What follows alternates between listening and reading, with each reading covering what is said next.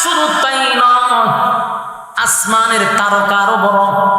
সূর্যটা যেমন 13 লক্ষ গুণ বড়, এই সূর্য থেকে এক একটা তারকা আরো কোটি কোটি গুণ বড়। সুবহানাল্লাহ। আসমানের মধ্যে গ্যালাক্সি আছে, এক একটা গ্যালাক্সি এত বড় এত বড়, এরকম কয়েক হাজার তারকারে চুষা এটা ফালায়া দেয়। সুবহান। একটা তারকা সূর্যের থেকে আরো কোটি গুণ বড়, আর এরকম অসংখ্য তারকা গ্যালাক্সির ভিতরে ঢুকলে চুষা ফালায়া দেয়। সুবহানাল্লাহ। এই সবগুলা ব্যাঙের টুকরা টুকরা হয়ে জমিনে পড়ো, পাহাড় পর্বত সব শেষ। আটলান্টিক মহাসাগর, প্রশান্ত সাগর, ভারত সাগর, আরব সাগর, যত সাগর আছে রে সব সাগরের মধ্যে আগুন ধরে যাবে, ভয়াবহ পরিস্থিতি শুরু হবে। আল্লাহ বলেন ইজা জুলজিলাতিল আরদু জিলজালাহা, প্রথম যখন বাঁশি ফু দিবে তখন জমিনের মধ্যে একটা ঝাঁকুনি শুরু হবে, আওয়াজ বিকট থেকে বিকট হবে প্রথম। এরপর আল্লাহ বলেন আখরাজাতিল আরদু আসকালাহা, জমিনের ভিতরে যা কিছু ছিল, জমিনের ভিতরে যা আছে গুপ্তধন, স্বর্ণ মুদ্রা, এমনকি হীরা মণিমুক্তা, সব জমিন উগলায়া দিবে। যেমন মানুষ ভূমি করে, ঠিক তেমনি ভাবে জমিনও সব তার ভিতর থেকে বাহির করে দিবে। মানুষ তাকায়া দেখবে, মানুষকে দেখানো হবে জমিন দিয়ে উগলায়া দিছে, জমিনের ভিতর থেকে সব আল্লাহ বাহির করে দিবে। যারা চুরি করলো, ডাকাতি করলো সম্পদের জন্য, হীরামণি মুক্তা স্বর্ণ সহ সম্পদ গুলা যখন বাহির হবে, অনেক মানুষ যারা চুরি করছে, ডাকাতি করছে, চাঁদাবাজি করছে, টেন্ডারবাজি করছে, তারা বলবে হায় হায়, এই সম্পদের জন্য আমি মানুষ খুন করছি, এই সম্পদের জন্য আমি আপন ভাইকে খুন করছি, এই সম্পদের জন্য আমার আত্মীয়র সঙ্গে আমি যুদ্ধ করছি, আমি আমার আত্মীয়র হক নষ্ট করছি। আজকে সম্পদ আমার সামনে জমিন বাহির করে দিচ্ছে। আল্লাহ বলেন আখরাজাতিল আরদু আসকালাহা, জমিনের ভিতর থেকে সব বাহির হইতে থাকে। হায়, মানুষ দিশেহারা হয়ে যাবে গো, হায় হায়, মানুষের সামনে এগুলা যখন বাহির হবে, আল্লাহ বলেন ওয়াকালাল ইনসানু মা লাহা, এই দৃশ্য দেখার পরে ওয়াকালাল ইনসানু মা লাহা, এই দৃশ্য দেখার পরে মানুষ বলা বলি করতে থাকবে, জমিন তোমার কি হয়ে গেল, জমিন তোমার কি হয়ে গেল, তোমার ভিতর থেকে সব সম্পদ কেন তুমি বাহির করে দিচ্ছ, সব বাহির হয়ে যাবে। মানুষ আফসোস করতে থাকে, হায় আফসোস, আজকে জাহান্নামের আগুনে জ্বলবে সম্পদের জন্য। হায় আফসোস, কত বাড়িতে আমি ডাকাতি করলাম, কত দোকানে চাঁদা তুললাম, কত টেন্ডারবাজি করলাম, কত মানুষের হক আমি নষ্ট করলাম, আজকে জমিন এই সম্পদ আমার সামনে বাহির করে দিল। ওয়াকালাল ইনসানু মা লাহা, আর মানুষ বলবে জমিন তোমার কি হচ্ছে। তখন আল্লাহ বলেন ইয়াউমাইযিন তুহাদ্দিসু আখবারাহা, সেদিন জমিন সংবাদ পেশ করবে। আল্লাহ বলেন জমিনের জবান আমি আল্লাহ খুলে দিব। চিৎকার দিয়া কোন সুবহান। জমিন কথা বলবে, জমিন কথা বলবে, জমিন কথা বলবে। আশ্চর্য ব্যাপার, জমিনকে আল্লাহ কথা বলার যোগ্যতা দিবে রে, কেমনে বাঁচবেন? বাঁচার কোনো সুযোগ নাই গো, বাঁচার কোনো সুযোগ নাই, কারণ জমিনকে আল্লাহ কথা বলার সুযোগ দিবে। জমিন কথা বলবে, কি বলবে জানেন? জমিন কথা বলবে, আল্লাহ বলেন ইন্না রাব্বাকা আওহা লাহা, কারণ তোমার রব জমিনকে আদেশ করছে। জমিন এমনি এমনি কথা বলে না। মানুষ বলবে জমিন তোমার কি হয়ে গেল, কথা জি বলো, তুমি কেমনে কথা বলো? আল্লাহ বলেন বিআন্না রাব্বাকা আওহা লাহা,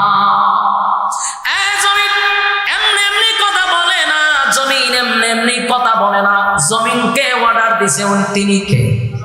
আরো জুড়ে ইমানের আওয়াজে বলুন কে? জমিন কথা বলবে গো। আমার মালিক বলে আমি জমিনে অর্ডার দিছি তাই জমিন কথা বলে। কি বলে?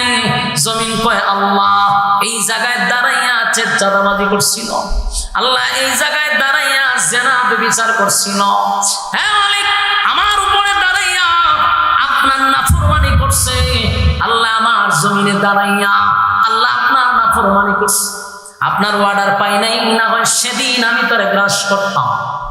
আপনারা কি মনে করেন জমিনের উপর দিয়ে আমরা হাঁটি, জমিনের উপর দিয়ে অপরাধ করি, জমিন আমরা ধরে না কেন জানেন? মালিক অর্ডার দেয় নাই। মালিক যদি অর্ডার দিত তাহলে জমিনের উপরে দাঁড়াইয়া যেই পরিমাণ অন্যায় অপরাধ আমরা করি মাটি ধৈর্য ধারণ করতেছে। আল্লাহ বলছে জমিন ধৈর্য ধরো, তাই জমিন ধৈর্য ধরছে, না হয় জাগাতেই জমিন আমাদেরকে গ্রাস করে। আল্লাহ সেদিন সেদিন আমি আল্লাহ জমিনকে বলবো জমিন কথা বল। কিতা বোঝেন? বাসন দেব আপনারা দিন মাতুন না, বাঁচার কোন সুযোগ আছে? আমার যুবক ভাইয়েরা আজকে দুনিয়ার জমিনে অপরাধ করলে জেলখানায় যাওয়ার পরে 8টা খুন করে জোড়া খুন কইরা অপরাধ কইরাও মানুষ জামিন পায় বা কথা হয় না। আপনার ওয়াজ চলতো না তো, গুরুস্থান হয়েছে আমি জিয়ারত করবো, ওয়াজ বাদ দিয়া জিয়ারত শুরু করে দেবো। তাই কি মুর্দার সামনে বসি তো কথা বল না? বাংলাদেশের ইতিহাস গেছিনি, আপনাদের নীরবতায় বোঝা যায় এমন কোন অপরাধ বাংলাদেশ হয়েছে না। তাহলে আওয়াজটা তো দিতে এমন ভাবে হয় বোঝা যায় না। না আশ্চর্য কথাই তখন সময় হয়েছে 1000 খুন করছে, যার এখন ধরছে সেনাবাহিনীর কি জানে একজনে ধরছে, জিয়াউল হাসান 1000 মানুষকে ক্রস ফায়ার করছে, 1000 মানুষকে। গোটা পৃথিবীর মধ্যে সবচেয়ে বড় যে মানুষ খুনের জন্য সবচেয়ে বেশি যে মানুষ খুন করছে এর নামটাই হলো জিয়াউল হাসান। বাংলাদেশ সাইকো ক্লিয়ার এটার কিতাব হইতে পারে, মানুষকে খুন করে। এর মানসিক আমার মনে হয় না এটা যে মানুষ, আমার মনে হয় মনুষ্যত্ব তার না, সাইকো সাইকো। এই সাইকো আপনি কি আমি কি একটা মানুষের খুন করা আমার আপনার দ্বারা সম্ভব? কথা বলেন না। সুস্থ মানুষ একটা মানুষটা মানুষ মারো কেন? আপনি পারবেন? আমি পারবো? আপনার বাম্বের মাঝে পারতে পারেন লক্ষ্য না আওয়াজে হয় তো বইটা কইতেইবেন যে না না হুজুরি খাম আমরা করি না, যদিও ট্যাঙ্ক কাটে কিন্তু মানুষ কাটে আওয়াজ তো। তাহলে আপনারা যত আওয়াজ কম দিবেন তত সন্দেহ লাগতেছে আমার। কইবেন যে এটা মানুষের আপনার দ্বারা সম্ভব? মানুষত্ব যার ভিতরে মনুষ্যত্ব আছে তার দ্বারা সম্ভব না। কিভাবে পারলো 1000 মানুষকে গুলি করছে? দেখেন অ্যাডভোকেটরা বলে তার কাছ থেকে যখন জবানবন্দি নিচ্ছে সে কি বলে জানেন? হয় গুলি করার পরে যে রক্তটা হাতে লাগে এটা বলে তার খুব ভালো লাগতো। সে কি মানুষ না জানোয়ার? এই জানোয়ার 1000 মানুষকে হত্যা করছে বাংলাদেশ। যদি ফেসিস্ট না যেত তাহলে তার সম্মান কত উপরে। সে যে কোন করছে এটা কি সরকার তার ধরছে? মানে সরকারের অধীনে থেকে কাজটা করছে। সর্বনাশ সর্বনাশ। তাহলে বাংলাদেশে জোড়া কোন পরে আপনার ডাবল কোন হইরাও জামিন পাইছিনি অতীতে করে মাহবুদ আল্লাহ এই কতটা এরা জোরে করে মাইকের আওয়াজ কি ফ্যান্ডেলে যায়নি? আল্লাহ কি আপনারা জবান বন্ধ করে নিছে? দিমুনে দোয়া করে একটা যাবে বন্ধ তাহলে আওয়াজ দেন। এরকম হয়েছিনি 100টা কোন করো জামিন কিভাবে পা? কারণ বড় ভাই আছে ছোট ভাই আছে, বড় নেতা আছে ছোট নেতা আছে। কোন দিছে? এটা আমার লোক ছেড়ে দিছে। দুনিয়ার জমিনে অপরাধ করার পরে তারে ধরার পরে বড় ভাই ফোন দেয়, ছোট ভাই ফোন দেয়, অমুকে ফোন দেয়, তমুকে ফোন দেয়, আমার দলের লোক। সাথে সাথে তার জামিন হয়। আর নির্দোষ আলেমরা বছরের পর বছর জেলে থাকার পরেও জামিন হয় না, নির্দোষের জামিন হয় না। আর ওই সমস্ত খুনিদেরকে মানুষ জেলখানায় নিয়েও এসির ভিতরে ঢুকায় রাখছে। যুবক ভাইরা আমার, যেটা বুঝাইতে চাইছিলাম, দুনিয়ার এই জমিনে অপরাধ করলে বাঁচার সুযোগ আছে। বড় ভাই ছোট ভাই আছে বাঁচন যায়, কিন্তু যদি আল্লাহর আদালতে আমি আপনি ধরা পড়ি, বাঁচাইবার কেউ আছে? উপায় নাই। দুনিয়ার আদালতে যদি ধরা পড়ি তাহলে বাঁচার সুযোগ আছে রে, কিন্তু আল্লাহর আদালতে যদি ধরা পড়ি কেউ নাই, কেউ নাই, কেউ নাই, বাঁচার কোনো সুযোগ নাই, কেউ আমাদের জন্য সুপারিশ করার সাহস পাবে না। এই কথাটা আমার না, আল্লাহ নিজে বলছেন ইয়াউমা ইয়াফিরুল মারউ মিন আখিহি ওয়া উম্মিহি ওয়া আবিহি ওয়া সাহিবাতিহি ওয়া বানিহি। আল্লাহ বলেন মা তার সন্তানের পরিচয় দিবে না, বাবা তার সন্তানের পরিচয় দিবে না। এই বালা করে শুনেন, আশেকে রাসূল চতুর্দিকে সব আশেকে রাসূল বলে রয়েছে, মনোযোগ দিয়ে শুনবেন। আল্লাহ বলেন মা তার সন্তানের পরিচয় দেয়। এখন প্রশ্ন হলো, আল্লাহ কোরআনে বলতেছে মা বাবা পর্যন্ত সন্তান কেউ অস্বীকার করবে, আর তুই ডিম খাওয়া, ছাগল খাওয়া, গরু খাওয়া ফির তোর সুপারিশ করবে। এরকম আশ্বাস দিয়া গ্রামের সরল সোজা মানুষকে মরিদ কইরা ঘরের ভিতরে আর কোনো মুরগ রাখছে না, ছাগলও রাখছে না, সব খাই দিছে। এদেরকে বোঝায় টেনশন করিস না। আমি জানতে চাই ফিরে তোরে আল্লাহ ইচ্ছা মধ্যে বাইরে বতি বুঝে মুরিদরে যদি বাইরায় খাঁচা খঞ্চি দিয়া ফিরে বাইরে জুতা দিয়া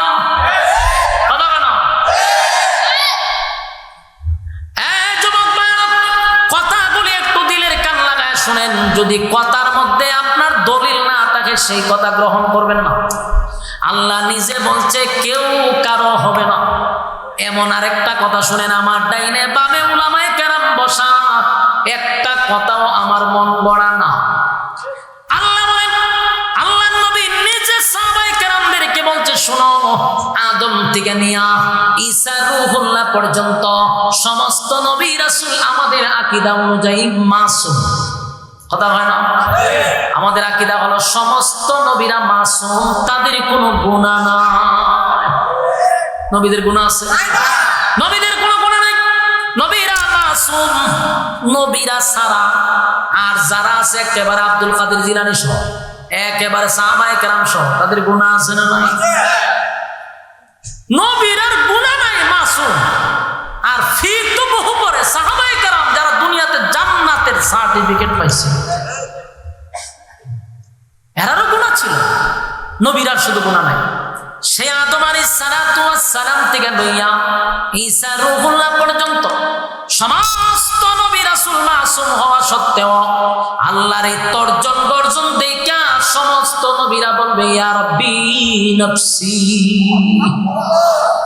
আমার যুবক ভাইরা, ইসরাফিল আলাইহিস সালাতু ওয়াস সালাম যখন তৃতীয় বাঁশি বাজায়া দিবে, মানুষগুলা কাদা মাটির নিচ থেকে উলঙ্গ অবস্থায় উঠে দাঁড়াবে। কথা বুঝতেছেন? যে আল্লাহ প্রথমবার আমাদেরকে সৃষ্টি করলো, সেই মালিক দ্বিতীয়বার আবার পুনরায় আমাদেরকে জীবিত করবে। কথা হয় না? সেদিন ইসরাফিলের সিংহার ফুকের আওয়াজে দ্বিতীয়বার সিংহায় ফুক দিলে মাটির নিচ থেকে, কাদা মাটির নিচ থেকে উলঙ্গ অবস্থায় মানুষগুলা আবার দাঁড়াবে। দাঁড়ানোর পরে মানুষ ছুটতে থাকবে হাসরের মাঠে। সেদিন হাসরের মাঠে একটা তর্জন গর্জন হবে, ভয়াবহ পরিস্থিতি হবে গো। সূর্যটা চলে আসবে একেবারে মাথার কাছে, যে সূর্যের তাপ এখন বরদাস্ত করতে পারি না, সহ্য করতে পারি না। এখনকার রৌদ্র আমরা সহ্যই করতে পারি।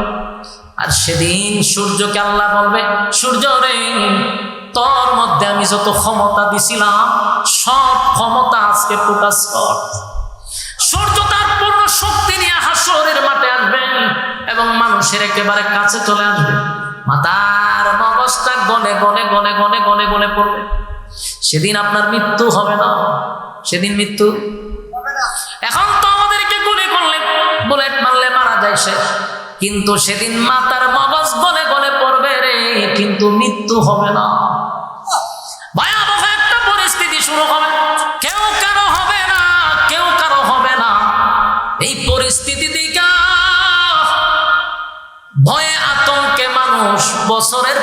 বছর নিচের দিকেই তাকাবে না। আম্মা জান আয়েশা বলছিল রাসূলকে সেখান থেকে পাওয়া যায়। আল্লাহর পয়গম্বরকে বলছিল নবী গো, হাসরের মাঠে কি সবাই উলঙ্গ থাকবে? বলো হ। আল্লাহ নবী, আমরা তো আপনার স্ত্রী নবীদের পয়গম্বর, তারাও কি উলঙ্গ থাকবে? বলো হ, সবাই। আম্মা জান আয়েশা বলেন আল্লাহর রাসূল, এটা তো লজ্জার ব্যাপার। আল্লাহর নবী বলেন আয়েশা,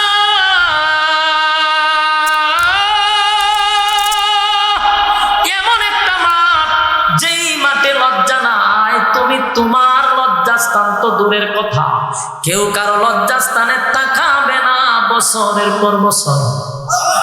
এই যেভাবে তাকাইব ভয় আতঙ্কের নিচেই তাকাইব, আর অন্যরা দেখার সময় নিজের জানে তো ইয়া রাব্বি নফসি নফসি।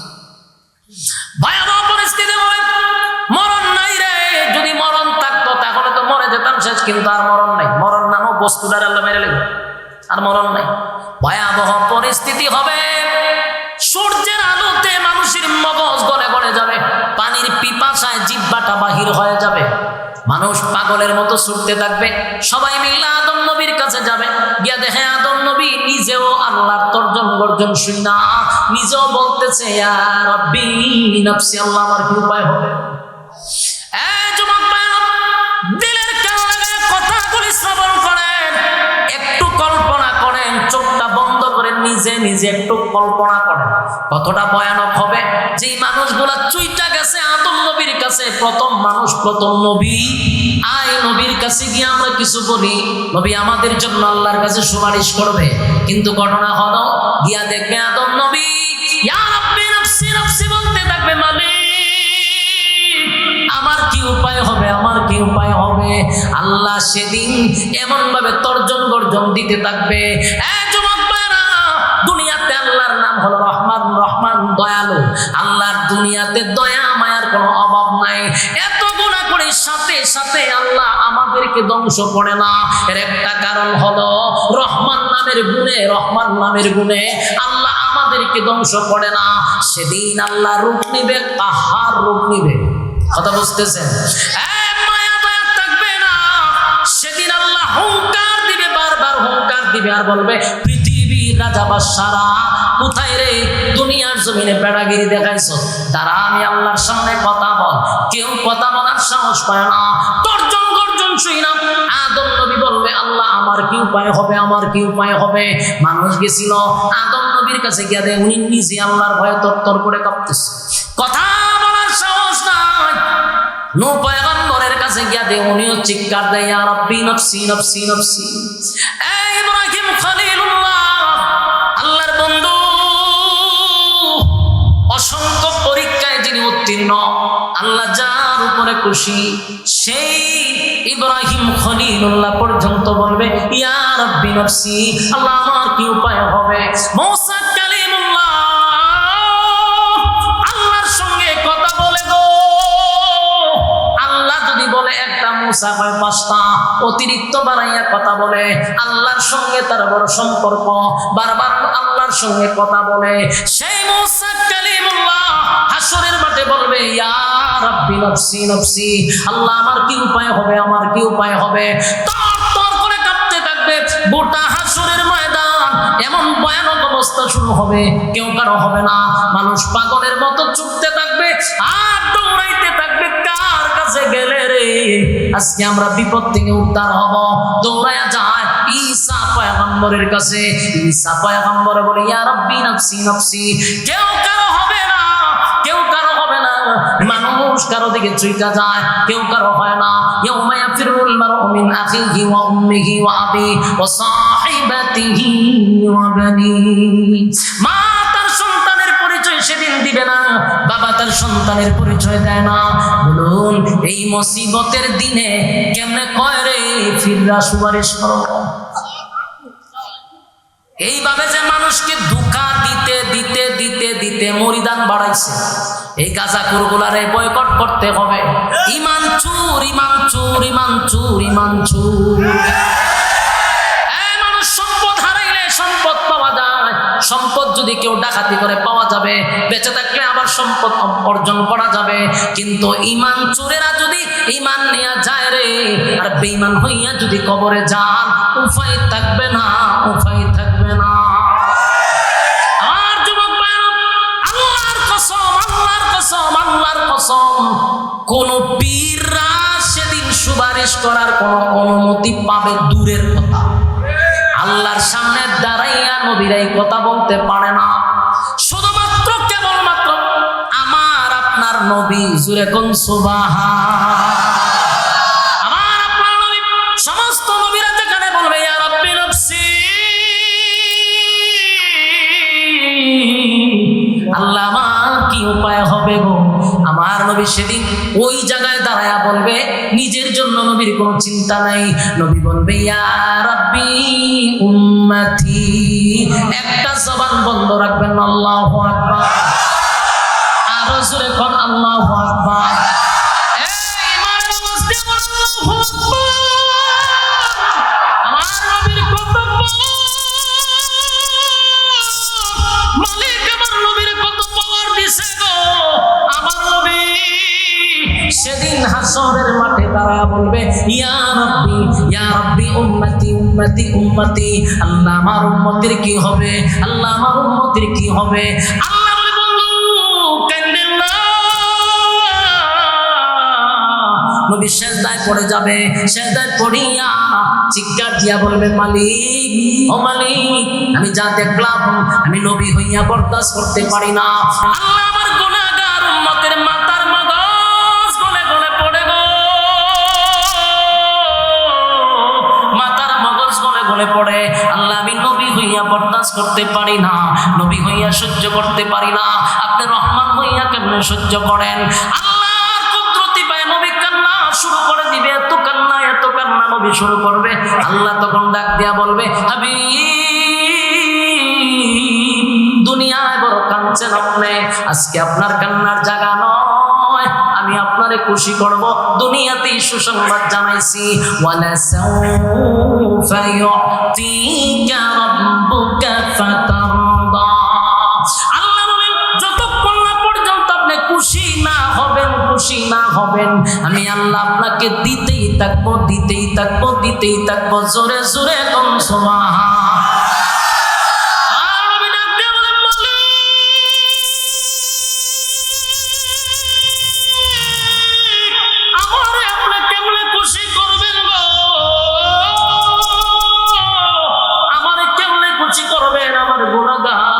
যদি জাহান্নামে যায়, আমার গুনাহগার উম্মত যদি জাহান্নামের আগুনে জ্বলে, আমি নবীর আপনি খুশি করতে পারবেন না।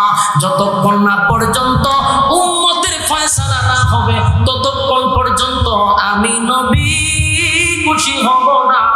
আল্লাহ তখন ঘোষণা দিবে, নবী মাথা মুবারক ওঠান, আর কাঁদেন না, মাথা মুবারক তুলেন, মাথা মুবারক তুলেন। আমি আল্লাহ ওয়াদা দিলাম, যারে খুশি তারে লইয়া আপনি জান্নাতে যান।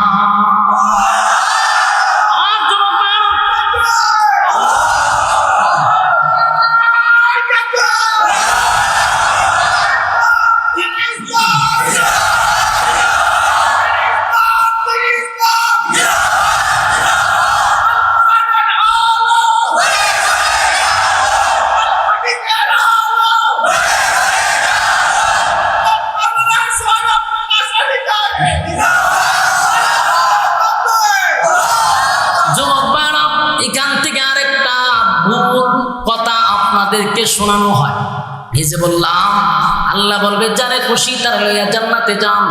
এই জন্য নবী যারে খুশি তারে লইয়া জান্নাতে যাবে না, এটা মাথায় রাখতে হবে। আল্লাহর হাবিব জান্নাতে নিবে, সুপারিশ করবে, নবীরে সেই ক্ষমতা আল্লাহ দিছে। কোন নবীরে সেই ক্ষমতা আল্লাহ দেয় নাই, কিন্তু আমার নবীরে আল্লাহ সেই ক্ষমতা দিছে। বন্ধু, আজকে সুপারিশের একমাত্র মালিকানা আমি আল্লাহ আপনার হাতে দিলাম। তাই নবী সবাই রে কিন্তু ধৈরা জান্নাতে নিবে এমনটা নয় গো, এমনটা নয়। আল্লাহর নবী তখন তাদেরকেই জান্নাতে নিবে যারা দুনিয়ার জমিনে আমার নবীর তরিকায় জীবন যাপন করছে। করছে, নবীর রেখে যাওয়া ইসলাম পালন করছে, নবীর দান দান বাংলা ইসলাম পালন করছে, রক্ত মাখা ইসলাম পালন করছে, আল্লাহর হুকুম অনুযায়ী চলছে, নবীর অনুসরণ অনুকরণ নবীর এতাআত যারা করছে, আল্লাহর নবী তাদেরকে ধরে ধরে জান্নাতে নিবে। চিৎকার দিয়া কোন সুবহান। সারা জীবন নবীর সুন্নতের খবর নাই, নবীর সুন্নতের খবর নাই, নবীর সুন্নতের খবর নাই, মুখে কোনোদিন দাড়ি নাই, মাথায় টুপি নাই, নবীর দুরূদ নাই, নামাজ নাই, রোজা নাই, পর্দা নাই, বেপর্দায় চললেন, যেমনে মনে চায় এমনি সুদে ঘুষে ডিগবাজি মারলেন। এই সমস্ত লোকরে বুঝি আমার নবী সুপারিশ করব? কথা হয় না? যুবক ভাইরা, এই কথাটাও কিন্তু মাঝে মধ্যে মাহফিলে আপনাদেরকে ডালাও ভাবে প্রচার করে যে আমার নবী সুপারিশ করে সব উম্মতরে জান্নাতে নিবে। নবীর উম্মত তো সবাই তো নবীর উম্মত, কিন্তু উম্মতের মধ্যে যারা নবীর তরিকায় চলছে, নবীর সুন্নাহ অনুযায়ী জীবন যাপন করছে, নবীর রেখে যাওয়া ইসলাম যারা পালন করছে, এমন লোকদেরকে আমার নবী সুপারিশ করে জান্নাতে নিবে। আর যুবক ভাইরা, আল্লাহর নবী বলেন যেদিন আমি পানি পান করাবো হাউজে কাউসারের পাড়ে, সেদিনই উম্মতের মধ্যে দুইটা ভাগ হয়ে যাবে। বলুন কয়টা ভাগ হবে? হাবিবে কিবরিয়াকে আল্লাহ একটা নিয়ামত দিছে, হাউজে কাউসার। ইন্না আতাইনাকাল কাউসার, আল্লাহ বলেন নিশ্চয়ই আমি আপনাকে কাউসার দান করলাম। নবীজি যখন কাউসারের পাড়ে দাঁড়ায় গিয়া নবীর বরকতি হাতের পানি এক পেয়ালা উম্মতকে পান করাবে, যারা এক পেয়ালা পানি পান করবে ওই মানুষগুলার কোনোদিন পানির পিপাসা পাবে না, 50,000 বছর পর্যন্ত পানির পিপাসাই লাগবে না। সুবহান। সেদিন হাবিবে কিবরিয়া পানি পান করানোর সময় তাকায়া দেখবে কোটি কোটি উম্মতেরা দলে দলে দলে দলে দলে দলে হাউজে কাউসারের পারে আসছে নবীর বরকতি হাতের পানি পান করার জন্য। কাছে আসার সাথে সাথে যেই মাত্র নবীর সামনে আসছে রে, হঠাৎ করে মাঝখানে একটা পর্দা পড়ে গেছে। নবী উম্মত দেখে না, উম্মতেরাও নবীরে দেখে না। বুঝতেছেন আমার কথা? আল্লাহ নবী চিৎকার দিয়া বলবেন, মালিক হাউজে কাউসার আপনার কাছ থেকে জোর কইরা আমি নাই, আপনি আমারে গিফট করছেন উম্মতের কলিজা পাটা পিপাসা নিবারণ করার জন্য। মালিক আমার উম্মত আসছে পানি পান করাবো, এখন আমি তাদেরকে দেখি না, তারাও আমারে দেখে না, মাঝখানে কেন পর্দা ফালাইলেন আল্লাহ? কেন দেখি না, কেন দেখি না? আমার গুনাহগার উম্মতেরা যদি পানি পান না করে গো, এই হালতে যদি হাসরের মাঠে যায়, উপায় নাই, উপায় নাই, উপায় নাই। আল্লাহ তখন ডাক দিয়া কয়, হে যুবক ভাইরা, কথাটা মনোযোগ দিয়া শুনবেন। আল্লাহ তখন ডাক দিয়া বলে, পয়গম্বর, যাদেরকে আপনি পানি পান করানোর জন্য পেয়ালা হাতে নিয়ে দাঁড়ায় আছে, এরা আপনার উম্মত, কথা সত্য, কিন্তু আমি মাঝখানে পর্দা ফলাইছি কেন জানেননি? দুনিয়া থেকে আসার পরে আপনার রেখে যাওয়া ইসলাম তারা পালন করে নাই, তারা তাদের বাপ দাদাদের ধর্ম পালন করছে, তারা তাদের ফিরের কথা শুনে না, আপনি নবীর তরিকায় চলে নাই, আপনি নবীর সুন্নত অনুযায়ী জীবন যাপন করে নাই, রক্ত মাখা ইসলাম পালন করে নাই। এই জন্য আমি আল্লাহ তাদের মাঝখানে আর আপনার মাঝখানে একটা পর্দা ফালাইয়া দিলাম। যারা আপনার এতাআত করছে তারা আপনার বরকতি হাতের পানি পান করবে, যারা আপনার সুন্নাহ অনুযায়ী চলে নাই, মালিকের গোলামি করে নাই, তাদের মুখে আপনার বরকতি হাতের পানি পান করতে দিব না। আর যুবক ভাইরা, সেদিন নবী এতটা কষ্ট পাইব রে, পয়গম্বর চিৎকার দিয়া বলল, কেন রে, কোন কারণে তোরা আমার রেখে যাওয়া ইসলাম পালন করলি না? আল্লাহর নবী সেদিন কাঁদবে আর বলবেন, উম্মতেরা বল, কমপ্লিট ইসলামটা তোদের কাছে আমানত রেখে আসছিলাম। আমি নবী ইসলামের জন্য কত মার খাইলাম, কত রক্ত জড়াইলাম, উম্মত তোদের জন্য দান বাংলাম, রক্ত জড়াইলাম, ইসলামটারে কমপ্লিট করে তোদের কাছে আমানত রেখে আসলাম। আমার ইসলামটা তোর ভালো লাগলো না, দূর হয়ে যা, সুক্কান সুক্কান লিমান গায়্যারা বাদি, দূর হ দূর হ, এমন উম্মতের আমার কোনো দরকার নাই। এই যুবক ভাইরা, হাসরের মাঠে যদি নবী বলে দূর হয়ে যা, বলুন গোটা হাসরের মাঠে আপনি আমার জন্য আর কে আছে? আর কেউ নাই,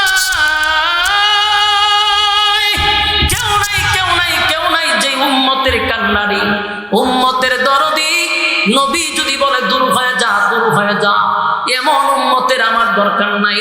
যে উম্মতের দান দান ভাঙ্গা ইসলাম কমপ্লিট করে রেখে আসছিলাম, আমি নবীর তরিকায় চললি না, ল্যাংটা জড়ার কথায় চলছস, আর বছরে একবার মা বাপরে গুস্ত খাওয়াইলি না, বাবার দরবারে গরু হইয়া গেছস, মন গড়া জিন্দেগি চালাইছস, এমন উম্মতের আমার দরকার নাই। দূর হয়ে যা, দূর হয়ে যা। কসম খোদা, সেদিন যদি নবী বিদায় করে দেয় গো, উপায় থাকবে না, উপায় থাকবে না, উপায় থাকবে না। হাসরের মাঠে কেউ কারো হবে না, কেউ কারো হবে না। আল্লাহ সেদিন তর্জন গর্জন দিয়া বলবে, লিমানিল মুলকুল ইয়াউম লিল্লাহিল ওয়াহিদিল কাহ্হার। এক একটা হুঙ্কার দিবে আর বলবে, হে পৃথিবীর রাজা মশক,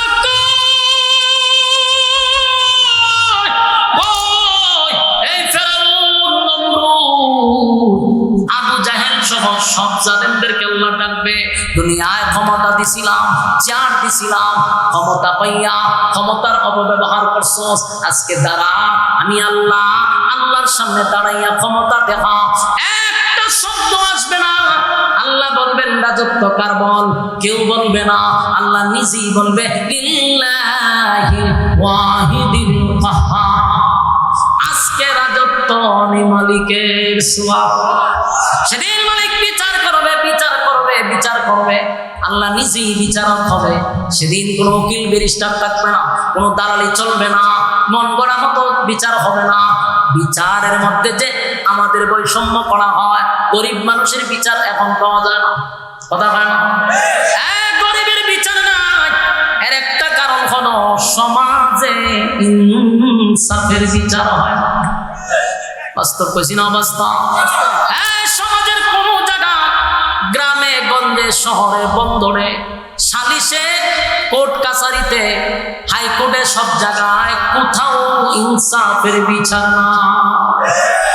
যে গরিব তার তো বিচারই নাই, কথা হয় না, গরিব মানুষের বিচার নাই। আল্লাহ কয় হাসরের মাঠে আমি হব ইনসাফওয়ালা বিচারক। সমাজে মানে ইনসাফওয়ালা বিচারক আছেন। বিচারের আগে একটা গল্লিপ সিগারেট, বেনসনের সিগারেট পকেটে ঢুকায় দেয়, আর একটা নোট ঢুকায়া দিলে সাথে সাথে দেখবেন গরিব রে ফাঁসায়া দেয়, ধনী রে বাসায়া দেয়। সত্য না মিথ্যা? সত্য কথা বলে যাই, মন দিয়ে শোনেন সবাই, সত্য কথা বলে যাই, মন দিয়ে শোনেন সবাই। এই সমাজের কোনো কাজে শান্তি তো ভাই মোটে নাই, এই সমাজের কোনো কাজে শান্তি তো ভাই মোটে নাই। সত্য কথা বলে যাই, মন দিয়ে শুনেন সবাই, এই সমাজের কোনো কাজে শান্তি তো ভাই মোটে না। অফিস আদালতে বাইরে ঘুষ বিনা চলে না কাম, ঘুষ পাইলে সব সারেরা বলে না সে নয়েল কাম। ওই কথা বলতে, এই যে কথাটি সত্য, এই টিকটা পর্যন্ত তারা কইতে রাজি না। সব কি সাদাবাজিতে যুক্ত হয়েছে যারা, কিন্তু টেন্ডারবাজি যুগ দিচ্ছেন নি। লক্ষণ তো ওই রকম যে আমরা বিরুদ্ধে দিয়ে কথা বলতেছি, আওয়াজ না দিলে বুঝুন তো এই হামলা লক্ষণ খারাপ। বাস্তব বুঝি না, বাস্তব। অফিস আদালতে বাইরে ঘুষ বিনা চলে না কাম, ঘুষ পাইলে সব সারেরা বলে না সে নয়েল কাম। ঘুষ না দিলে আদালতে বাইরে, ঘুষ না দিলে আদালতে মেলে না গরিবের ঠাঁই। এই সমাজের আদালতে গরিব দুঃখীর বিচার নাই, এই সমাজের আদালতে গরিব দুঃখীর বিচার নাই। সত্য কথা বলে যাই, মন দিয়ে শোনেন সবাই, এই সমাজের আদালতে গরিব দুঃখীর বিচার নাই। বাস্তব না বাস্তব? নামদারি থেকে মুসলমান নামাজ রোজা ছাড়িয়া, খাজা বাবার নামে গান গায় বাজাইয়া নামদারি ঘর থেকে মুসলমান নামাজে রোজা ছাড়িয়া খাজা বাবার নামে গান গায় ঢোল বাজাইয়া আরে গাঞ্জার কুলকে টান মারিয়া আবার গাঞ্জার কুলকে টান মারিয়া খাজা বাবার সামনে গায় কেউ ভাই আবার নবী দাবি করে ঈমানটা হারা বাস্তব না বাস্তব কেউ ভাই আবার নবী দাবি করে ঈমানটা হারায় সত্য কথা বলে যাই মন দিয়ে শুনেন সবাই এই সমাজের কোনো কাজে শান্তি তো হয় কোথাও নাই বাস্তব বুঝি না অবস্থা আর যুবক ভাইরা গ্রামে গঞ্জে শহরে বন্দরে সবটা জায়গায় এখন দুর্নীতি হচ্ছে বিচার নাই বিচার নাই বিচার নাই ভালো মানুষটারে দোষী বানাইয়া সাইডের দেওয়ালের ভিতরে বন্দি করে নির্দোষ মানুষটারে বন্দি করলো দোষী মানুষটারে চার দেওয়ালের বাহির করলো বাস্তব না বাস্তব আল্লাহ বলেন সেদিন আমি ইনসাফের বিচার করব যেদিন আমি ইনসাফের বিচার করব শুনে রাখ দুনিয়ার সমস্ত বেইনসাফি বিচারক ধরা পড়বি ধরা পড়বেন নি কেউ বাঁচার সুযোগ আছে সব কিছু সমস্ত কিছুর যা আকাম কুকাম দিনের কাম রাত্রের কাম করছি সব কিছুর হিসাব আল্লাহর সামনে দিতে হবে এতে কোনো সন্দেহ আছে পাই পাই পাই করে আল্লাহর সামনে হিসাব দিতে হবে বাঁচার কোনো সুযোগ নাই বলুন হিসাব দিতেই বিশ্বাস কারা কারা করেন হাত তুলে দেখান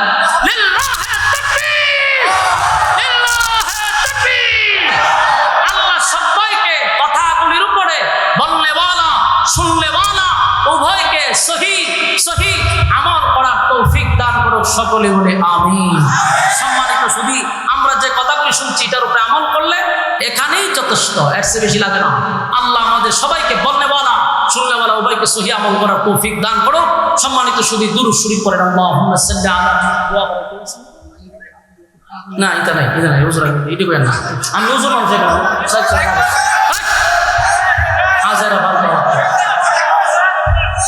কথা বোঝার চেষ্টা করেন আপনারা যেটা আবদার করছেন এটা জঘন্যতম এটা নিয়ে টল হচ্ছে ওই সাথী সাহেবদের বন্ধু বিচার করছে আপনারা কেন আমার এই কালার করতেছেন এগুলো সমস্যা আমার না করছে যে আজান টাজান দেওয়ার নাই আমি বয়ানের পরে দেই আজান অথবা বয়ানের পরে শ্রোতাদের আবদার রক্ষার্থে দুই একটা কলি শোনায় অথবা গজল শোনায় এটা কিন্তু বয়ানের পুরাটাই বাহিরে কিন্তু এটি যখন যায় ফেসবুকে ইউটিউবে তো কিছু সমালোচ মার্কা কিছু হুজুর আছে না সারাদিন খাম খাজ নাই তো ইমামতি করে আর তো কোনো খাম না ভাত খায়া মানুষের বাড়ি টিফিন বাড়ি খায় খায়া ফেট একটা লাউর মতো বানাইছে দিয়ে বই রায় হয় এটা আজান দেখে রে তো গজল খায় করে ওয়াজ করতে গেছে কমেন্ট লিখে দিয়েছে ওরে বাইরে এটা তো ওয়াজের অংশ না এটা তো ওয়াজের পরে তোর কেটে ঘুমানো এই লেখতে লেখতে আমার এখন বানাইছে এবার সারা তো লোকের মহাদিন সাহ তা আমার একটা কপাল খারাপ রে ভাই আমি জীবনে কোনো মহাদিন করতাম না মহাদিনের গলা থাকবো হাসরের মাঠে সর্বোচ্চ জায়গায় আমি আমার জীবনের শুরু যখন আমি মাদ্রাসায় পড়ি তখন আমি খতিবগিরি করছি ইমামতি করছি এরপর পড়ালেখা করছি কথা বুঝতেছেন কিন্তু আমি মসজিদ করতেছি না কিন্তু আমার বানাইছে মসজিদ কারা বানাইছে আমাদের মতো কিছু মৌলবীরা সমালোচনা করে তোদের সমালোচনা কি আইলো আর গেল শ্রোতায় শুনতে চায় আমি কিতা করতাম দুই একটা করে শুনাইলে এটা নিয়ে সমালোচনা অথচ আমি যতক্ষণ বয়ান করি এই মৌলবী এতক্ষণ বয়ান শুনে না আল্লাহ আমাদেরকে সমস্ত ফিতনাত থেকে হেফাজত করবে বয়ান শুনাইছি লম্বা সময় এখন আর আমার এই কষ্টটা দিয়েন না আমরা মোনাজাতে যাবো ইনশাআল্লাহ মোনাজাত করার কেউ আছে মোনাজাত করবেন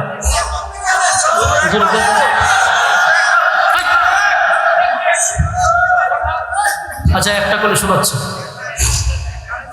ফার্ম দিতে দিতে ওই এক বক্তা বলছি না আমার ফার্ম দিস না আমারও ফার্ম দিতে দিতে আপনারা আমার কোন জায়গায় নিয়ে খারাপ আছে কোন জায়গায় নিয়ে খারাপ আছে আমি শোনাচ্ছি মাঝখান থেকে শোনাই মাঝখান থেকে আমার সিপ্পা ছেড়ে দেন কষ্ট করতেছি যে এটার তো কোনো প্রতিদান নাই বলো হুজুর আজানটা দেন আপনারা 500 টাকা দিয়ে জিলাপি খাইয়েন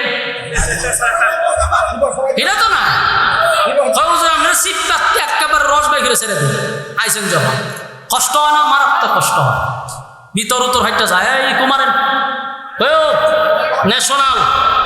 ন্যাশনাল বালাটোর পড়ছে দেন দেন কুমারান একটা করে শোনাই আওয়াজ দিতে আওয়াজ এডে চলো এখন ঠিক আছে হাদি আয় করছে মাশাআল্লাহ 500 আইছে মাশাআল্লাহ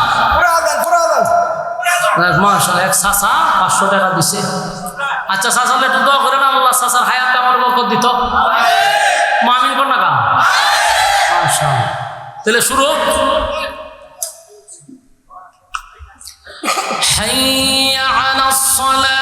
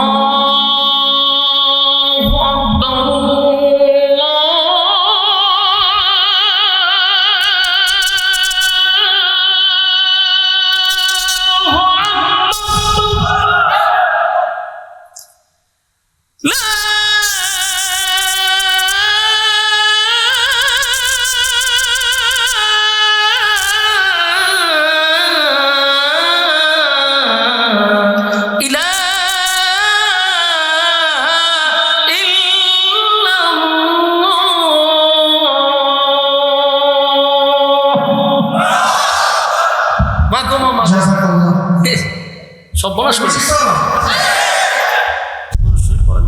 আল্লাহ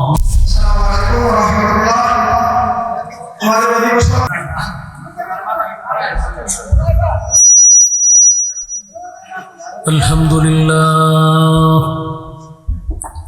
আলহামদুলিল্লাহ الأكرم الذي خلق الإنسان وكرم وعلمه من البيان ما لم يعلم فسبحان الذي لا يحصى امتنانه باللسان ولا بالقلم ونشهد أن لا إله إلا الله وحده لا شريك له وأشهد أن سيدنا وسندنا وحبيبنا ومولانا محمدا عبد الله ورسوله أرسله بالحق بشيرا ونذيرا وداعيا إلى الله بإذنه وسراجا منيرا أما بعد فأعوذ بالله من الشيطان الرجيم بسم الله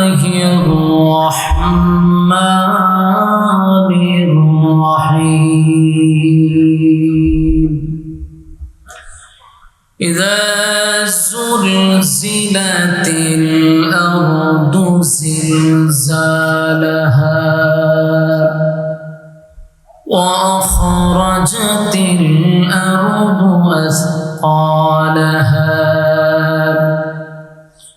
وقال الإنسان ما لها يومئذ تحدث أخبارها بأن ربك أوحى لها يومئذ يصدر الناس أشتاتا ليروا أعمالهم فمن يعمل مثقال ذرة خيرا يره ومن يعمل مثقال ذرة شرا يره صدق الله العظيم درود شريف قولي اللهم صل على محمد وعلى آل محمد كما صليت على إبراهيم وعلى آل إبراهيم إنك حميد مجيد اللهم بارك على محمد وعلى آل محمد كما باركت على إبراهيم وعلى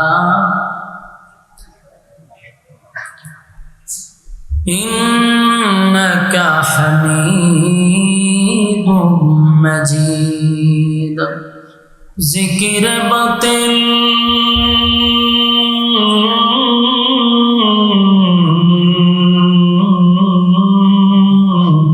हो हटा दे दिल से रब जिक्र में तेरे लगा दे रोज शाम ला इलाहा इल्लल्लाह ला इलाहा इल्लल्लाह ला इलाहा इल्लल्लाह ला इलाहा ला इलाहा इल्लल्लाह ला इलाहा ला इलाहा इल्लल्लाह मुहम्मदुर रसूलुल्लाह सल्लल्लाहु अलैहि वसल्लम। আলহামদুলিল্লাহ বাজেশ্বরা উত্তর পূর্ব পাড়া মহল্লাবাসীর উদ্যোগে আয়োজিত ইসলামী মহাসম্মেলনের সম্মানিত সভাপতি হজরত মাওলানা মুফতি লুৎফুর রহমান সাহেব আজকের মাহফিলে আলোচনা করেছেন আমার অত্যন্ত মহব্বতের স্নেহের বড় ভাই হজরত মাওলানা জাইনাল আবেদিন জগৎ সারি সাহেব নায়েবে মুহতামিম রওজাতুল উলুম আদর্শ ইসলামী মাদ্রাসা সুলতানপুর। ওয়াজ করেছেন হজরত মাওলানা মুফতি নাজমুল হাসান বিন আবদুল্লাহ সাহেব, হজরত মাওলানা নজরুল ইসলাম সাহেব, দীঘার অতিথিবৃন্দ, মুআজ্জাজ মুকাররম হজরত উলামায়ে কেরাম, উপস্থিত নওজোয়ান তরুণ যুবক ভাইরা, মুরব্বিয়ানে আযম, আওয়াজ যতটুকু দূরে যায় অবস্থানরত পর্দানিশী মা ও বোনেরা, সকলকে আমার অন্তরন্তস্থ থেকে জ্ঞাপন করছি মোবারক। সবটুকুন শুকরিয়া আল্লাহ সুবহান মহিয়ান বড়িয়ান সর্বশক্তিমান আল্লাহ পাকের জন্য, যে রব্বে করিম আমাদেরকে মুসলমানের ক্লান্তি লগ্নে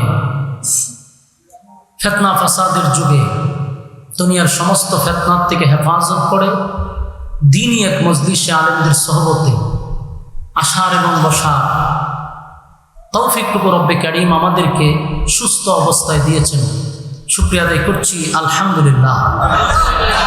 লক্ষ কোটি দুরুদ এবং সালাম আল্লাহর সৃষ্টির প্রধান আকর্ষণ জনাবে মুহাম্মদুর রাসূলুল্লাহ সাল্লাল্লাহু আলাইহি ওয়াসাল্লামের উপর। সম্মানিত সুদী, দীর্ঘক্ষণ সময় ধরে আপনারা বসে আছেন, আপনাদের ধারণাটা যেন আমার প্রতি খারাপ না হয় এই জন্য আমি বলছি, আপনাদের পোস্টারে আমার নামের পিছনে লেখা বয়ান বাদ এশা। অনেক মানুষ হয়তো বা এশার থেকে অপেক্ষা করতেছে, কিন্তু আমার যে ভাই দাওয়াত দিচ্ছেন আপনাদের এই মসজিদের ইমাম সাহেব ভাইজানকেও বলছি যে আমি বয়ান করবো আপনার এখানে 10:30টায়।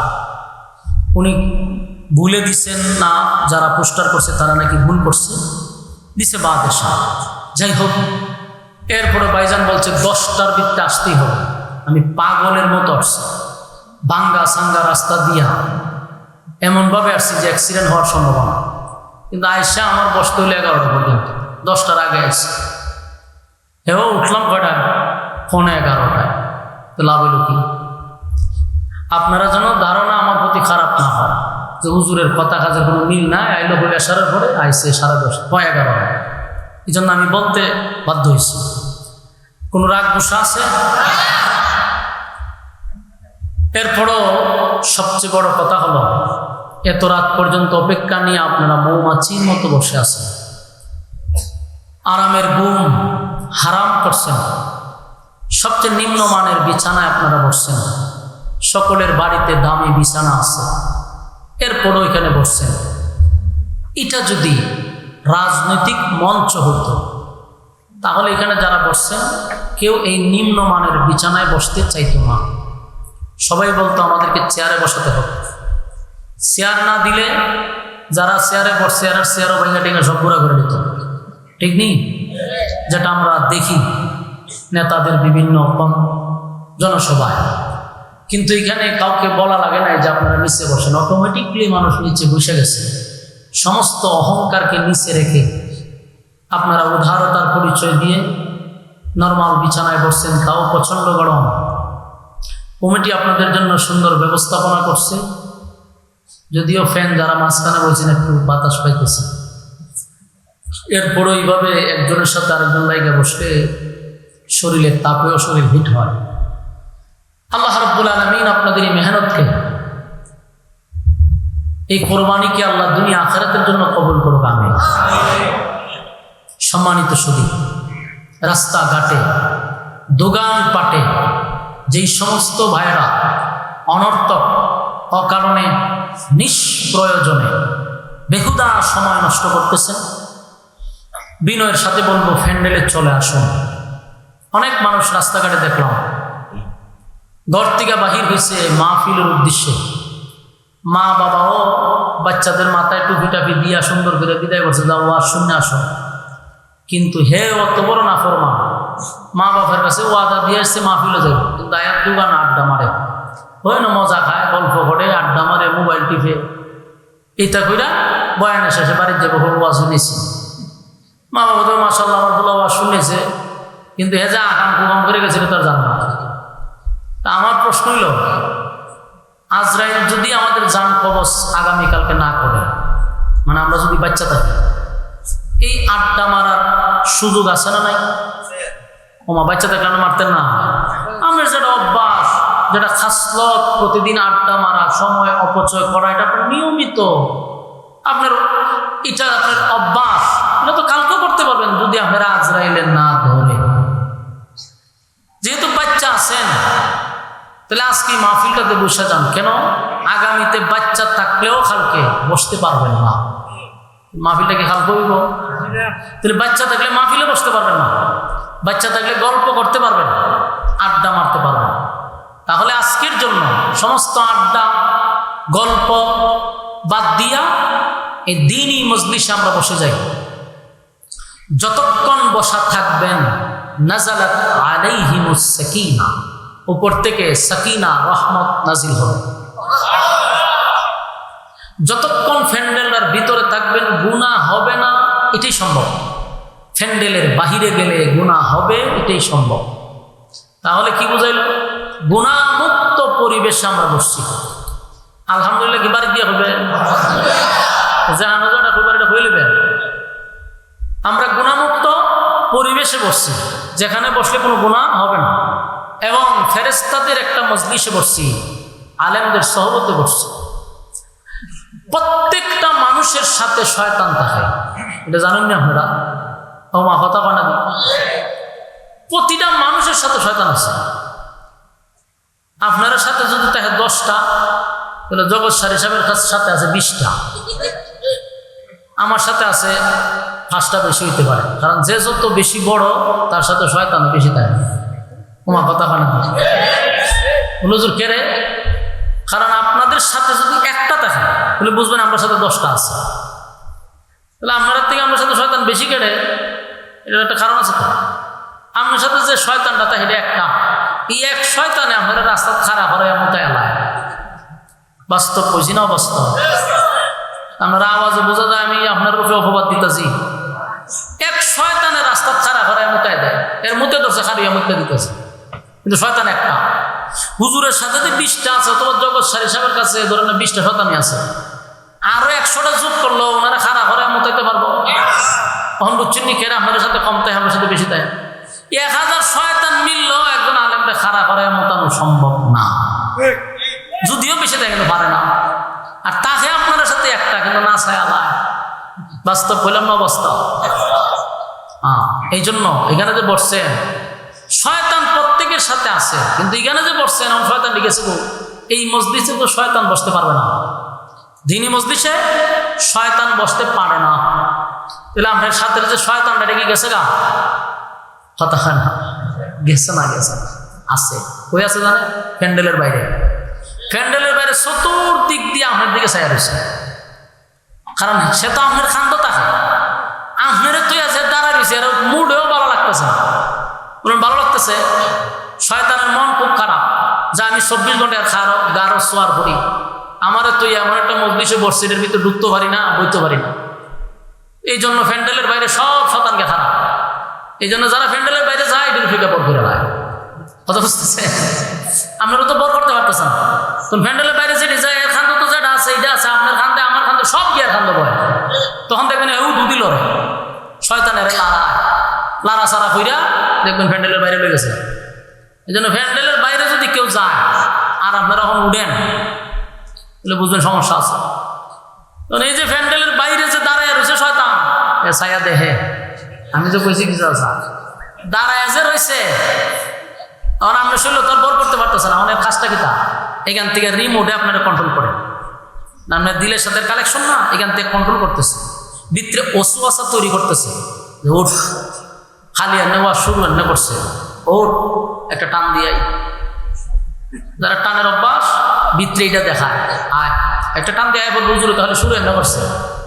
আর যারা চা খাইবার অভ্যাস এরা এটা টানাইব, পানের অভ্যাস পানে টানবো, বুঝবেন যখনই ভিতরে আপনার এগুলো চলতেছে বুঝবেন যে আপনার উপরে বর করার সম্ভাবনা আছে, যে উঠবেন বর করে নিচ্ছে। কথা হয় না? এখন আমরা যে ঠিক কইছেন যদি কেউ প্যান্ডেল দিয়ে উঠেন তো মানছে আপনার কাছে বর করে নিচ্ছে। কথা হয় না? উঠবেন যে মাশাল্লাহ উঠতেন তো মাঝে তামসা দেখবো আপনার কাছে যে মাশাল্লাহ তাই বর করছে, কারণ বর করলেই হ্যাঁ উঠবো, এই জন্য উঠার কোনো সুযোগ নাই। আচ্ছা কারা কারা উঠবেন না এই নিয়তে হাত তুলেছেন দিকে লোক, আমি কিন্তু সব দেখি একটা হাত টাটা মাটা তুলেন, যারা তুলতো না বুঝবো এর উপরে বর করে নিছে, হাত তুলেন বলে ইনশাআল্লাহ মোনাজাত পর্যন্ত আমরা যাওয়া যাবি নাই ইনশাআল্লাহ ওয়াদা, হাত তুলছেনই সবাই। আরেকটা ফেসে পড়ছেন ওয়াদা বর খেলাপ করা কিসের খাসলত? এখন আপনি উঠতে যাইবেন কি হয়ে যাইবেন, তা আপনি যাইবেন আমি স্লোগান দিব কেটা যায় রে, সবাই ভাবেন মুনাফিক যায়, মান সম্মান থাকবো নি। কথা হয় না? মান সম্মান বাঁচানোর জন্য আপনাকে বসে থাকতে হবে, কথা ঠিক নেই। আর যদি কোনো জোর আমার ইজ্জত নেই, একটা বেজ্জিতের লোক, তা আপনার সাথে কোনো ওয়াজ নাই, জানলা আছেন তো ইনশাল্লাহ, আল্লাহ কবুল করো আমিন। সম্মানিত সুধী, আমরা কথা না বলি, আমি আপনাদের সামনে কোরআনের 99 নম্বর সূরা, এই সূরাটা কমপ্লিট আপনাদের সামনে আমি তেলাওয়াত করছি। সূরাটার নাম হইল ভূমিকম্প। বলুন সূরাটার নাম কি? বাংলা অর্থ হইল ভূমিকম্পের সূরা, আর সূরাটার নাম হলো সূরা জিলজাল, এর অর্থ হইল ভূমিকম্প। বোঝা গেল এই সূরার ভিতরে একটা ভূমিকম্প আছে। কথা কেনা ভূমিকম্প সূরা। তাহলে আমরা আজকে আলোচনা করব ভূমিকম্প নিয়ে। শুনতে রাজি আছি? ভূমিকম্পের সূরা। এই বিশ্ব পরিস্থিতির পরিসমাপ্তি আল্লাহ একদিন ঘটায়া দিল। বিশ্বাস হয়নি? হয়েও আপনারা কিন্তু ব্রাহ্মণবাড়িয়ার লোক, এটা জানেননি? হ্যাঁ, আওয়াজ কিন্তু ময়মনসিংহের হইতেছে। মেহরবানি করে আপনারা যে ব্রাহ্মণবাড়িয়ার লোক, এটা একটু দেখাই দিতে, খালি ঠেডা মেডা লইয়া বাইরে দেখাই লইত না। আপনারা যে বিপ্লবী লোক, আওয়াজ দিতে পারেন, এটা বুঝাই দিতে। আর নাইলে আমি বুঝবো যে আমি ময়মনসিংহে ওয়াজ করতেছি। ময়মনসিংহে আমার প্রচুর ওয়াজ, ওখানকার মানুষ সরল বেশি। এরা যদি আওয়াজ দেন সুবহানাল্লাহ কম, কোনোভাবেই কয়াইতে পারে না। আর বেশি জোরাজুরি করলে উত্তর ডালায়, হুজুর আপনি কোয়ান, যে আমি কোয়াইতাম, খুব বিরক্ত হয়। তাই আমরাও চিন্তা করি যে কোনো লাভ হইতো না, আমরার মতো আমরা ওয়াজ করি। কিন্তু ব্রাহ্মণবাড়িয়া তো এটা বিপ্লবী, আওয়াজের জন্য আপনারা দিচ্ছেন। তখন আপনারা তো আওয়াজ না দেন, তা আমরা আওয়াজ দিব কেমনি? রাজি আছে তো ইনশাআল্লাহ?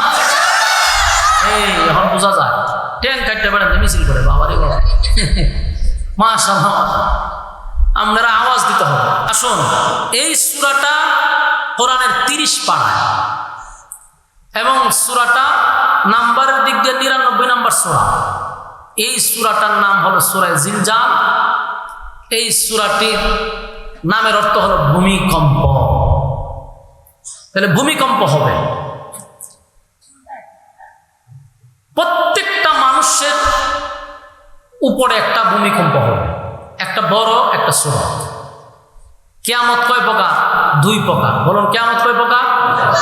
একটা কিয়ামতে কুবরা, একটা কিয়ামতে সুগরা, মানে বড় একটা ছোট। একটা কিয়ামত হলো যার যার ব্যক্তিগত কিয়ামত, আরেকটা কিয়ামত হলো সমষ্টিগত কিয়ামত। একটা ব্যক্তিগত আর একটা সমষ্টিগত। আমরা আলোচনা করব ব্যক্তিগতটা না, আমরা সমষ্টিগত কিয়ামতের আলোচনা করব ইনশাআল্লাহ। কিয়ামত হবে যে, এতে কোনো সন্দেহ আছে? এই বিশ্ব পরিস্থিতির পরিসমাপ্তি আল্লাহ ঘটায়া দিবে, এতে কোনো সন্দেহ নাই। আর এই পৃথিবীটা একটা বৃদ্ধ হয়ে গেছে, পৃথিবীর অনেক বয়স হয়েছে। কিয়ামতের আলামতের মধ্যে একটা আলামত হলো সমস্ত নবিকুলের সম্রাট নবী মুহাম্মদুর রাসূলুল্লাহ সাল্লাল্লাহু আলাইহি সাল্লাম দুনিয়াতে আগমন করাটাই হলো কিয়ামতের আলামত। কারণ রাসূল চলে আসছে, সমস্ত নবী রাসূলগণের দরজা বন্ধ, শেষ নবী চলে আসছে। তার মানে রাসূল কিয়ামতের একটা আলামত চলে আসছে। এরপরে যেই সমস্ত আলামতগুলা বলা হয়েছে, আমরা তো আলামতের উদ্দেশ্য ওয়াজ করবো না। এরপরও 2-1টা কথা, সমাজের মধ্যে যা যা ঘটবে রাসূল তো বলে গেছে। আর আমরা যা অ্যানালাইজ করছি, আমরা যা গবেষণা করতেছি, এর দ্বারায় বোঝা গেল মোটামুটি সব ঘটতে যাওয়ার পথে। 1-2টা বাকি রয়েছে। এর মধ্যে একটা বাকি রয়েছে যে ইমাম মাহদি আসার বাকি রয়েছে। আরেকটা আলামত হলো বাইতুল মুকাদ্দাস, ওই যে যেটা নিয়ে যুদ্ধ হচ্ছে, এই মসজিদ মুসলমানের হাতে আবারও আসবে ইনশাআল্লাহ, এতে কোনো সন্দেহ নেই। এটা বিজয় হবে, এটা কিয়ামতের একটা আলামত। ফিলিস্তিনের বাইতুল মুকাদ্দাস আবার মুসলমানের হাতে আসবে, এটা কিয়ামতের একটা আলামত। এই বিষয় নিয়ে বেঈমানদের সাথে যুদ্ধ হবে, মুসলমানরা বিজয় লাভ করবে। ঘটনাক্রমে মুসলমান এবং খ্রিস্টান, এক সময় খ্রিস্টান আর মুসলমান একত্রিত হয়ে যুদ্ধ করবে। যুদ্ধ করে বাইতুল মুকাদ্দাস মুসলমানের হাতে আসবে। এখানে অংশগ্রহণ কিন্তু আপনার এই খ্রিস্টানরাও অংশগ্রহণ করবে। যখন মুসলমানদের হাতে চলে আসবে, তখন কোনো একটা নিউজে, টেলিভিশনের কোনো একটা নিউজে অথবা পত্রিকার কোনো হেডলাইনে ওই খ্রিস্টানরা প্রচুরভাবে এটা প্রসার করবে যে শোনো, মানে মিডিয়ার মাধ্যমে, সোশ্যাল মিডিয়ার মাধ্যমে অথবা গণমাধ্যমের, কথা কয় কেন রে, এটার ধর বর করলিস, এটার উপরে এটার বর করছে, বর না করলে এখানে কথা কয় কেন, মুসলমান এবং খ্রিস্টানরা যুদ্ধ করার পরে কি হবে? মুসলমান বিজয় হবে, ফিলিস্তিন এই বাইতুল মুকাদ্দাস মুসলমানের হাতে আসবে। খুব মনোযোগ দিয়ে শুনেন। আর এই গোড়া গাড়ি পিছনে নেন, মুরব্বীর আপনার সামনে বই বইয়ের কথা কয়, মামা গোমা টুপি লাগাই হাতে কতক্ষণ ধরে ব্যাট পাইতেছে আমার সামনে বইয়া হাসাহাসি করে কাও হোক ভাই সাহেব ধরুন মাঝখানে ভর করতে যারা উপরে শয়তান ঢুকে কেমন? মনোযোগ দিয়ে শুনেন, মনোযোগ দিয়ে শুনেন। আবার বলছি, হয়তোবা আমরা থাকতেও পারি, নাও থাকতে পারি, কিন্তু ঘটবে হয়তোবা আমাদের ছেলেরা দেখতে পারে, খুব নিকটে চলে আসছে তো কেমন লক্ষণ ভালো দেখতেছেন। যখন বিজয় হবে মুসলমানরা, তখন খ্রিস্টানরা এরা ঢালাওভাবে এটা প্রচার করবে। মিডিয়াতে, টেলিভিশনে দেখবেন খালি নিউজ আসতেছে, ঘন ঘন পত্রিকার হেডলাইনে আসতেছে যে বাইতুল মুকাদ্দাস আমরা বাইবেল দিয়া বিজয় করছি। কথা বুঝতেছেন? যে বাইতুল মুকাদ্দাস বিজয় হয়েছে আমাদের কারণে, আমরা বিজয় করছি। তখন আবার কোনো এক মুসলিম মিডিয়ার মাধ্যমে বক্তব্য দিবে, যেটা কখনো হতে পারে না, আমরা কোরআন দিয়ে বিজয় করছি। এই দুই বক্তব্য চলতে থাকবে, চলতে থাকবে, পাল্টা পাল্টি চলতে চলতে আর একটা যুদ্ধের মতো তৈরি হয়ে যাবে। তখন হইল কি? তখন গোটা বিশ্বের সব মুসলমানরা এক হয়ে যাবে, আর বিশ্বের সব বেঈমানরা এক হয়ে যাবে। শুরু হবে তৃতীয় বিশ্বযুদ্ধ। এখন কয় নম্বরের যুদ্ধ গেছে? দ্বিতীয়টা দেখছেন না? আমরা দেখছি না, হইতে না, শুনছি। তৃতীয় বিশ্বযুদ্ধ শুরু হবে এই কেন্দ্র করে মুসলমানকে নিয়ে। তখন যুদ্ধ হইব কি দিয়া? ওই আপনারা টেনা লইয়া পারমাণবিক অস্ত্র শুরু হয়ে যাব, এক একটা বোম মারবো, একটা দেশ শেষ করে নেব। শুরু হবে বিভিন্ন জাতের অস্ত্র আছে, এইভাবে শুরু হবে যুদ্ধ, বিশাল যুদ্ধ হইয়া এমন ভাবে পরাজিত হবে মুসলমানরা, যা অতীতে এত পরাজিত মুসলমান হয় নাই। নাউযুবিল্লাহ, ইন্না লিল্লাহ। মুসলমানরা কি হবে? পরাজিত হবে, মায়ের খাবে, লক্ষ লক্ষ হাজার হাজার কোটির দ্বার প্রান্তে মানুষ মারা যাবে। পরাজিত হবে মুসলমানরা সেই যুদ্ধে। বেঈমানরা সব তারা বিজয়ের পতাকা উড়াবে, মুসলমানরা পরাজিত হবে। এই পরাজিত যখন এমন ভাবে হবে, তখনই আল্লাহর পক্ষ থেকে যে ঘোষণা, ইমাম মাহদী আলাইহিস সালাতু ওয়াস সালাম নামবে। উনি যখন দুনিয়াতে আগমন করবে, আগমন করার পরে এটা এইভাবে না, এখন যেমন মিডিয়ার মাধ্যমে সব দেখি আমরা, তখন বাংলাদেশে থেকেও বিভিন্ন জায়গা থেকেও ইমাম মাহদীরে দেখতে পারবো। মিডিয়ার মাধ্যমে প্রকাশিত হবে ইমাম মাহদী। ইমাম মাহদী আসার পরে দেখবে মুসলমানের অবস্থা তো ভয়াবহ। ইমাম মাহদী আলাইহিস সালাতু ওয়াস সালাম উনি আসার পরে তখন উনি একটা ভাষণ দিবে জাতির উদ্দেশ্যে, সেটাও হয়তো বা সোশ্যাল মিডিয়ার মাধ্যমেই হবে।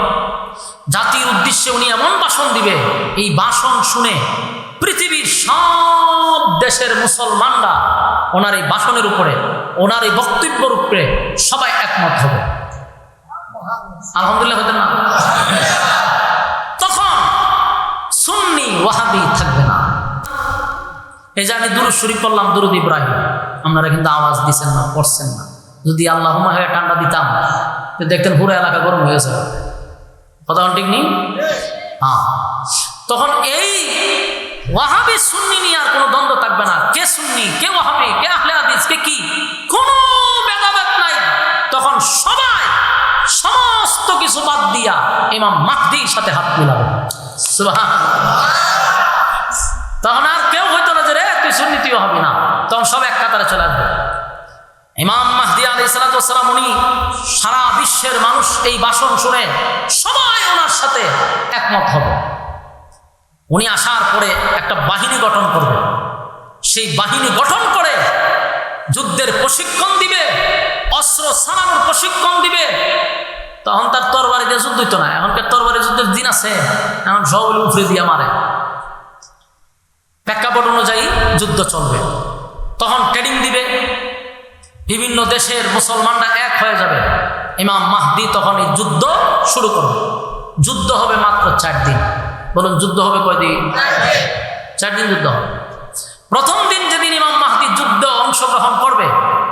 মনে করেন একটা এমনি বলতেছি শুধু বুঝার জন্য, মনে করেন 100 জন লোক লয়ে গেল, 100 জন তো থাকবে না, লক্ষাধিকও থাকতে পারে, কিন্তু 100 জনের মধ্যে প্রায় 85% মতো লোক শাহাদাত বরণ করবে। এখানে আরেকটা বিষয় আসছে, এই জায়গায় আরেকটা বিষয় আসছে যে প্রথম দিন প্রায় 85% লোক পলায়া যাবে, মানে মুনাফিকি করবে। আমার কথা বুঝতেছেন? যুদ্ধের জন্য তারা প্রস্তুতি নিছে ঠিক, কিন্তু অংশগ্রহণ করার সময় পলায়া চলে যাবে। আল্লাহর রাসূল ভবিষ্যৎবাণী দিচ্ছে, যারা ওই ইমাম মাহদীর সঙ্গে যুদ্ধে অংশগ্রহণ করার কথা বলে পলায় আসছে, এদেরকে আল্লাহ কখনো মাফ করবে না। আমার কথা আপনারা বুঝতেছ? এদেরকে আল্লাহ মাফ করবে। পরের দিন আবার ইমাম মাহদী আলাইহিস সালাতু ওয়াস সালাম লোক নিয়ে আবার যুদ্ধে অংশগ্রহণ করবে। যখনই অংশগ্রহণ করা শুরু করবে, ওই 100-র মধ্যে 85%ই শাহাদাত বরণ করবে। এত মানুষ মারা যাবে। সন্ধ্যাবেলায় কিছু লোক নিয়ে আবার আসবে, আবার প্রশিক্ষণ দিয়া পরের দিন, তৃতীয় দিন আবার যাবে, আবার অসংখ্য মানুষ মুসলমান শাহাদাত বরণ করবে। যারা শাহাদাত বরণ করতেছে, আল্লাহর রাসূল এটাও বলে গেছে, ইমাম মাহদীর সঙ্গে যারা যুদ্ধে অংশগ্রহণ করে শাহাদাত বরণ করবে, তাদের শাহাদাতের মর্যাদা বদরের মর্যাদা দেওয়া হবে। সুবহানাল্লাহ, কি শরম করে বইতে? শাহাদাতের মর্যাদা দেওয়া হবে। তৃতীয় দিন অনেক মানুষ মারা গেল। চতুর্থ দিন একেবারে লোক খুব কম। এই কম সংখ্যক লইয়া আবার যুদ্ধ শুরু করছে। কার সাথে জানেন? গোটা বিশ্বের সাথে, সমস্ত পৃথিবীর সব বেঈমানদের সাথে যুদ্ধ শুরু হয়েছে। এখন আমেরিকার ঠেলাও আমরা সহ্য করতে পারি কথা হয় না? আমেরিকার ঠেলা সহ্য করতে পারি না। এক আমেরিকার সাথে বিশ্বের কেউ লাগতে চায় না। আর সেই সময় ইমাম মাহদীর নেতৃত্বে গোটা পৃথিবীর সব বেঈমান, রাশিয়া বলেন, এরপরে আমেরিকা বলেন, চীন জাপান বলেন, ভারত বলেন, সব বেঈমানরা একজোটে মুসলমানদেরকে শেষ করার জন্য যুদ্ধ শুরু করবে। কিন্তু চতুর্থ দিন মুসলমান মারা যাবে যাইতে যাইতে শেষ পর্যন্ত আল্লাহ তাআলা মুসলমানদেরকে বিজয় দিবে। সুবহানাল্লাহ। সারা পৃথিবীর সব জায়গায় বিজয়ের পতাকা উঠতে থাকবে। সুবহানাল্লাহ। বাংলাদেশের মানুষ সেখান থেকে বিজয়ের পতাকা উড়াবে, আফ্রিকার মুসলমানরা সেখান থেকে পতাকা উড়াবে, বিশ্বের যে কোনো প্রান্তের থেকে মুসলমানরা পতাকা উড়াইতে থাকবে। সেদিন বিজয় হবে মুসলমানের, সমস্ত বেঈমানরা পরাজিত হবে। সেই দিন আমাদের খুব নিকটে। হয়তোবা আমরা যদি ইমাম মাহদীরে নাও দেখতে পারি, আমাদের ছেলে সন্তানরা দেখতেও পারে, কারণ লক্ষণ তো খারাপ। রাসূল বলছে, যখন বুঝবা সমাজের মধ্যে জেনা ব্যভিচার বেড়ে যাবে, জেনা ব্যভিচার করবে, মানুষ লজ্জাটুকুও পাবে না, বুঝবা কিয়ামত খুব কাছে। বলুন, এটা কি আরো দেরিতে হইব ঘটনা না হন হইতেছে? কথা হয় না? আগে ছোটবেলা দেখতাম একটা ছেলে একটা মায়ের সাথে রাস্তার কথা কইতে গেলে কলজা কাঁপতো, লুগায়া সুগায়া বেড়া ছাড়া ভাঙে গিয়ে মাঝে কথা বলতো। আর ওখানে ওপেন রাস্তার মধ্যে দাঁড়ায় একটা আর একটা খায়, আর কয়টা আমার বয়ফ্রেন্ড, এটা হয় আমার গার্লফ্রেন্ড। লজ্জা শরম নাই। কুত্তা কুত্তি যেমন ভাদ্র মাসে শরম পায় না, এখনকার ফুলা আর মাইয়ার কোনো শরম নাই। আবার যদি একজন মুরব্বী দেহে বিচার দেন, বলে চাচা দেখছেন না খারবারটা, বাধ্য এটা এনজয়। মুরব্বীও হয় কিতা এনজয় এটা এক বয়সে বলা মানে করো, বুঝবেন কিয়ামত আয় বসে। কেমন লজ্জা শরম বলতে কিছু নাই। বাস্তব বুঝিন অবস্থা। মহিলারা রাস্তায় নেমে যাবে অর্ধউলঙ্গ অবস্থায়, দেখে আরো পর হইব নামছে। দেখেন না কত নাটক চলতেছে, ভাইরালের রোগে ধরছে, আয়া কেক বিক্রি করে রাস্তা। খাসা সিংলা আছে না, ফট করে বাইরে নিয়ে যেত। নষ্টামি ভষ্টামি শুরু করছে দেশটার মধ্যে। কেড়ে রে সকল মিডিয়া সিটে গেল, যা